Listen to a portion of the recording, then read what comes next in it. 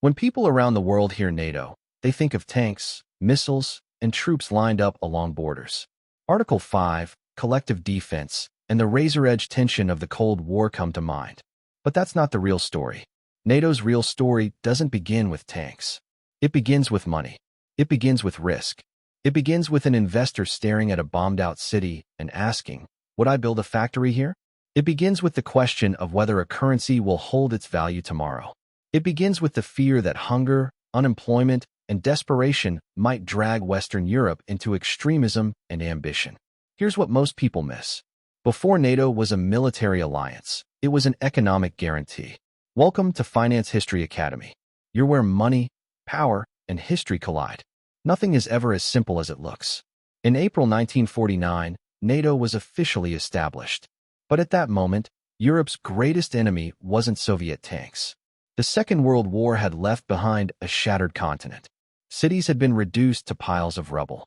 Factories in France and Italy had ground to a halt. Germany's economy had been deliberately dismantled. Roads, bridges, railways, all in ruins. People were hungry.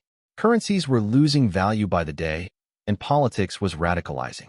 The memory of the Great Collapse was still fresh. This wasn't knowledge learned from textbooks. It had become a lived trauma, seared into memory. Everyone remembered what happened in the 1930s. The economy collapsed, unemployment surged, anger grew, protectionism shattered trade, and eventually war came knocking. The decision-makers in Washington, London, and Paris were no longer guessing what instability looked like. They had just lived through it firsthand. In 1947, America was facing a stark reality. Western Europe was too weak to stand on its own, but too valuable to lose. Communist parties were on the rise in France and Italy.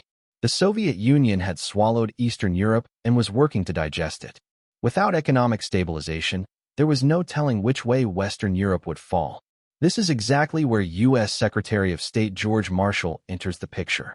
The Marshall Plan, announced in June 1947, was a massive economic aid program designed to get Western Europe back on its feet. From 1948 to 1952, roughly $13 billion, over $150 billion in today's money, flowed across the Atlantic in the form of grants, loans, food, fuel, and industrial equipment. But don't mistake this for charity. This was pure strategy. The equation was straightforward. Economic recovery prevents radicalization. Political stability stops Soviet expansion. And a stable Western Europe becomes a reliable trading partner and ally within a dollar-centered global system. Money and power were flowing in the same direction. But there was a problem. No shipment of grain, no delivery of steel could solve it. The biggest problem was this. Investors don't build factories in places they believe will be invaded next year. Capital demands predictability. It demands assurance that borders will hold and governments will endure. Without security, reconstruction is a gamble. And in 1948, Western Europe was still a giant question mark. That year, the Berlin Blockade made everything crystal clear. When the Soviet Union cut off land access to West Berlin, it wasn't just a geopolitical maneuver. It was proof that Europe's future was still up in the air. America responded with the Berlin airlift, supplying the entire city by air for nearly a year. It was deeply impressive, but an airlift could never serve as a long-term economic policy. The painful truth was laid bare. Years of economic recovery could be wiped out overnight. This is exactly where NATO enters the picture. April 4, 1949. 12 nations signed the North Atlantic Treaty. Article 5 declares, an attack on one is an attack on all. On paper, a military commitment. But underneath it lies something far deeper. NATO reduced the probability of catastrophe. And that drop in perceived risk was worth far more than any shipment of steel. The mechanism worked like this. Security reduces uncertainty. Reduced uncertainty attracts capital. Capital rebuilds industry. And industry strengthens political stability. NATO didn't rebuild Europe directly. It made rebuilding investable. The difference is enormous. The economic miracle was no coincidence. In the early 1950s, Western Europe's growth took off like a rocket. Industrial production recovered, trade expanded, living standards rose. West Germany's economic miracle didn't happen in a vacuum. It happened within a structure where military security and economic integration fed each other. America provided the money through the Marshall Plan and the security umbrella through NATO. Under that umbrella, European nations could focus on reconstruction instead of rearmament. Instead of building massive armies, they built factories, highways, and social safety nets. But this was never a one-sided act of kindness. And it never was. So what did America gain from all this? The alliance delivered strategic, financial, and lasting returns to Washington. First, the dollar's throne. By tying Western Europe's security to American power, the United States placed the dollar at the center of global trade. Under the Bretton Woods system, currencies were pegged to the dollar, and the dollar was pegged to gold. But this monetary architecture depended on trust. Trust that the Western Bloc would remain cohesive and stable. NATO cemented that trust like reinforced concrete. Stability abroad fed dollar dominance at home. Second, strategic positioning. Bases in Germany, the United Kingdom, and Italy extended American military reach across the Atlantic. Defending Europe from within Europe was both cheaper and more effective than projecting power from thousands of miles away. The alliance converted American military strength into geopolitical leverage and economic influence. Third, creating customers. As Western Europe grew wealthier, it became a massive export market. American goods, machinery, and capital flowed outward. The Marshall Plan didn't just transfer money. It created customers. Because wealthy allies buy everything in far greater quantities than impoverished ones. Nothing stabilizes a currency quite like a global security footprint. This is where the story diverges from the familiar Cold War narrative. NATO wasn't built just to stop Soviet tanks. It was built to prevent economic instability from creating political vacuums. It was built to lower the risk premium on democracy in Western Europe and to position America at the center of the system. This distinction is critical, because alliances built on economic stability behave entirely differently from alliances built solely for war. They shape trade flows. They influence fiscal decisions. They alter investment patterns. They determine who feels secure enough to take risks and who doesn't. Behind closed doors, everyone already knew this. Defense guarantees reassured bond markets. Stable currencies encouraged cross-border trade. A predictable geopolitical environment prevented capital flight. Security became an economic asset. By the mid-1950s, the Western Bloc hadn't merely stabilized. It had begun integrating economically through institutions like the European Coal and Steel Community. The seeds of the EU were planted right here. Economic cooperation reduced the risk of intra-European conflict. NATO reduced the risk of external aggression. Together, they formed a self-reinforcing loop. But let's not forget, loops create dependencies. As Europe leaned more heavily on the American umbrella, defense burdens became uneven. As capital flowed within the secure zone, growth became tied to political alignment. As the Cold War intensified, NATO's military dimension expanded, but its economic foundation remained critical throughout. To see NATO as merely a defense pact is to miss half the picture. It was a system designed to lock in stability, align incentives, and protect a particular economic order. And systems built for stability don't just deter enemies. They shape behavior. Once economic confidence becomes intertwined with military commitments, disentangling them becomes nearly impossible. At that point, NATO is no longer just about defense.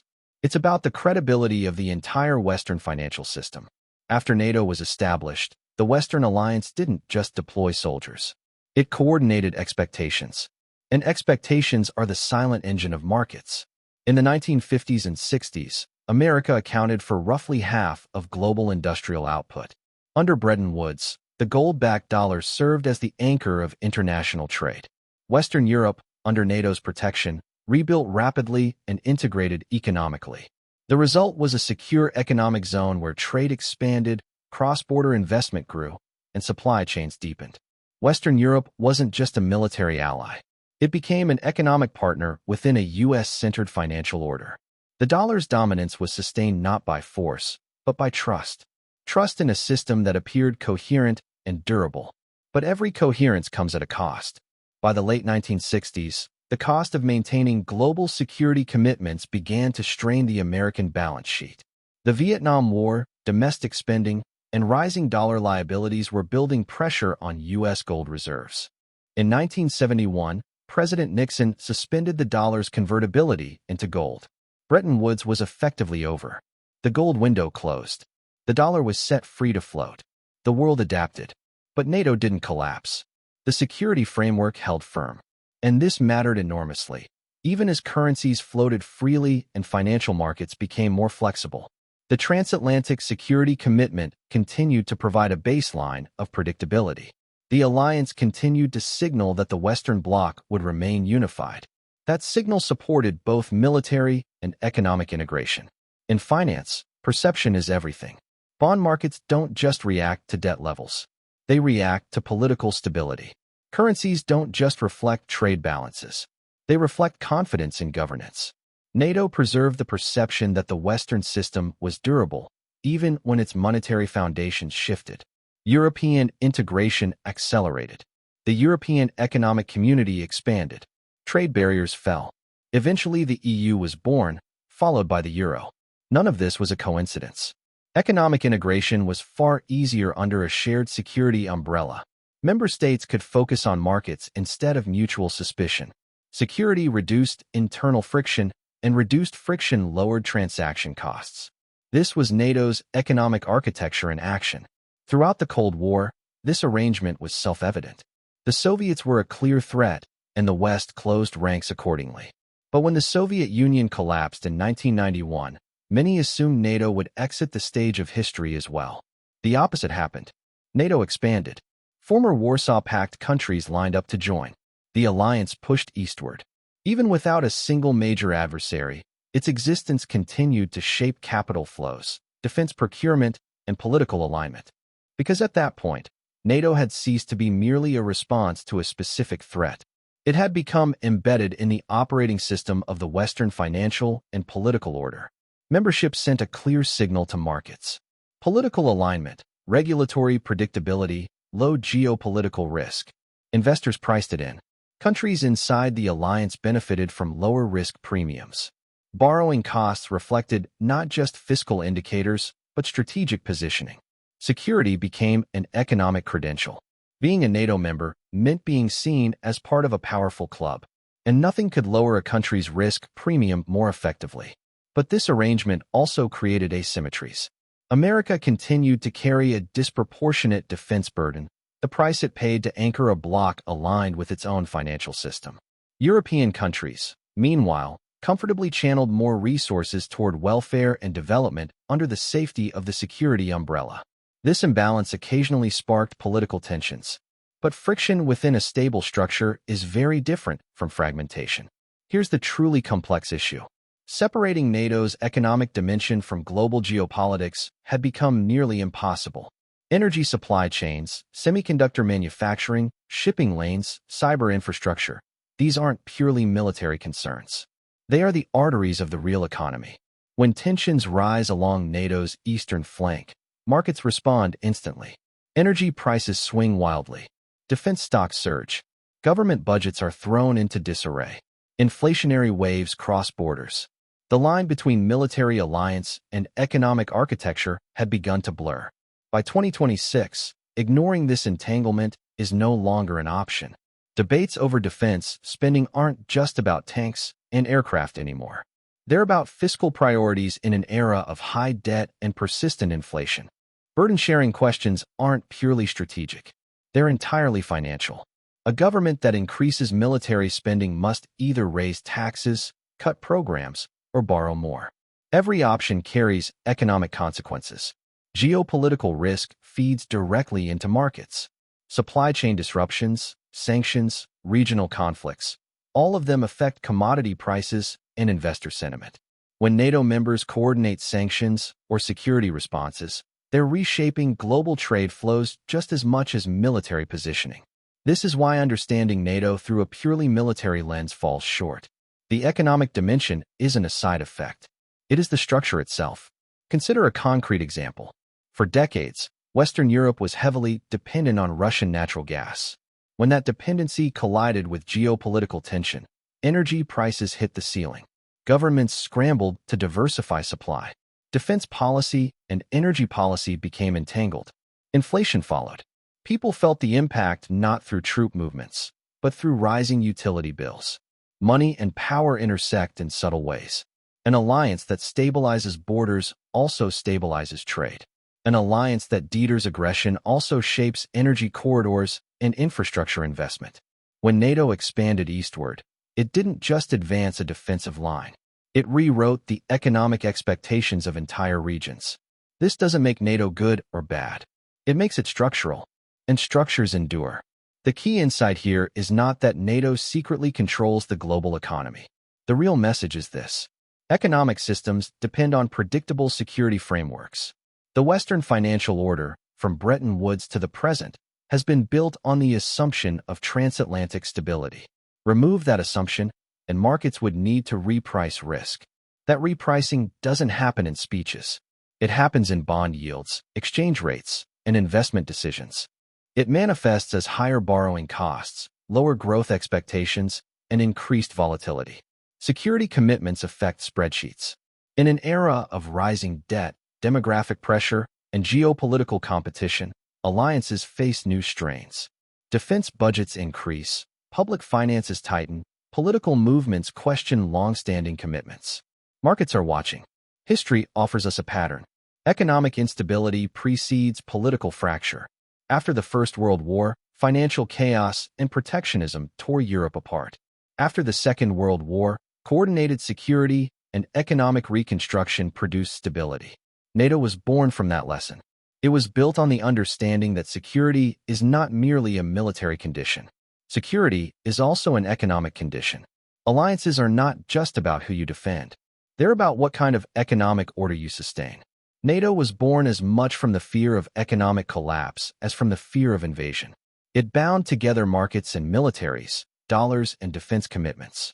It reduced uncertainty long enough for a new economic system to take root.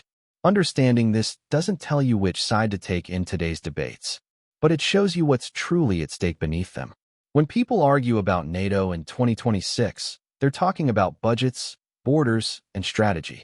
But at the same time, whether they realize it or not, they're debating the very architecture that holds transatlantic markets and financial stability together. History doesn't repeat, but incentives remain consistent. Security lowers risk. Lower risk attracts capital. Capital builds systems. Systems create dependencies. And once money and power become intertwined, separating them is never easy. If this gave you a new perspective, subscribe.